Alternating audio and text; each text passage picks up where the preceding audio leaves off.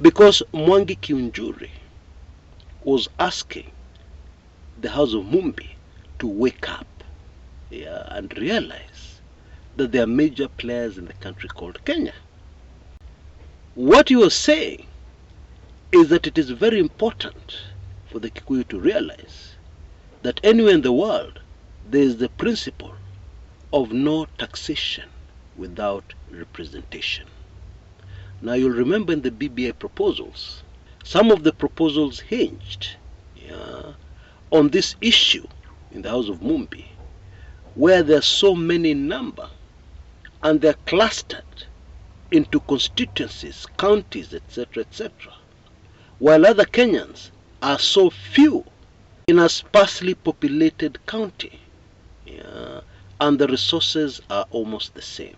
So what happens is that the resource per person is reduced dramatically. That was the long and short of what Mwangi Kiunjuri was saying. Bottom line, what both Mwangi Kiunjuri and Maina and Njenga were saying in one sentence, and by the way, both hail from the Laikipia County. What they were saying is, House of Mumbi, wake up and support the side that is most likely to deliver the goods. And we believe that that side is Azimio. That's really what they were saying. If we're to cut to the chase, because politicians will give you many words, and sometimes they'll be careful, because they don't want to upset powerful people. But they will know, especially if they speak in the mother tongue, that the message has gotten home. House of Mumbi, wake up and realize who you really are. Now the other quick point is that Azimio have written to the ICC officially, and they've sent a name to the ICC, Japhet Koome, who is the Inspector General of Police. Now our politicians have really confused us. They've confused us so that many Kenyans are not aware of how the ICC works. The ICC focuses on crimes against humanity. Okay? Now if you call maandamano, there is no crime against humanity. If during those maandamano people damage property, there is no crime against humanity there. Let's get that straight. However, if you do something like what was done to one of Raila Odinga's vehicles, that is a crime against humanity. If you do what was done to Raila Odinga's vehicle, several bullets fired at it, and especially if the people who have done this are on the government side, officially the police, etc., etc., that is a crime against humanity. And so unless something very major changes, we should keep a close eye on this story, because in my view there are very solid grounds to get this into the ICC chambers, okay, and to actually get somebody charged. Okay, Azimio, we all know, have the smartest lawyers in Eastern Central Africa. People who understand this thing called Sharia. And they're using this to the advantage of their cause, while the other side is still doing guesswork, feeling around in the dark. That is really the situation. And let me just leave it at that. Now in my latest weekly intelligence briefings number 105, I make an amazing revelation. Which will make you understand so many things that happen in Kenya now, and so many things that have been happening since August 2022.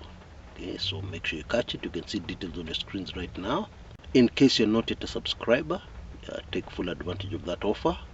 And if already you're a subscriber, expect it in your inbox in the next couple of hours or so. Just be patient. It will land. For sure. It'll land. Until next time, this is Chris Kumekucha. The Mois have never trusted Ruto.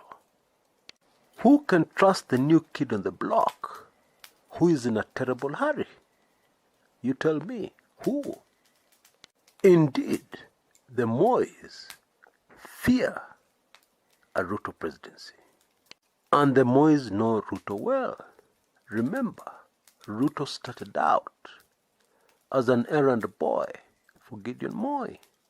Shortly after or before he became an errand boy for Cyrus Njirongo. Yeah, that was the chairman of the infamous YK92 movement. Before the 2007 presidential and general elections, it was widely believed that the politician with the most clout in the Rift Valley was the late President Daniel Toroitich arap Moi. The former president and the then President Kibaki started off with a very chilly relationship, which quickly warmed up so that by the time the 2007 general elections were around the corner, they were tight, and Moi declared his support for the re-election of Mwai Kibaki. But to the utter amazement of most political analysts, Ruto, William Samoei Ruto, emerged from those elections as the king, the brand new king of Rift Valley politics. Hawk-eyed Kenyans, very alert, had managed to fish out photographs of those particular cows. You see, there's an app, and it is absolutely mind-boggling that those doing propaganda for UDA and Ruto are not aware of this app. It is just mind-boggling. Well, the way this software works is that you load a photograph and it will be able to quickly trace online the origins of that photograph. And therefore it was not very hard work finding the original source of those photographs. They are both outside the country, of course. When Uhuru appointed a man called George Kinoti, many people within the police force, many people within the security sector who understood marveled at the genius of this appointment. Because Kinoti had a track record of fighting crime. And more importantly, Kinoti had proved on many instances that it was impossible to corrupt him. And indeed, this second quality that he had always frustrated his promotion. What President Uhuru was looking for was a brand new image of the DCI, because previous holders of the office were very, very fishy individuals.